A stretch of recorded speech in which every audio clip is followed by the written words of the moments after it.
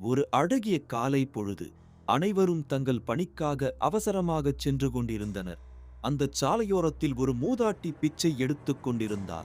அவளின் முன் ஒரு பலகை இருந்தது. அதில் கண் பார்வை அற்றவள், உதவி செய்யுங்கள் என்று எழுதப்பட்டிருந்தது.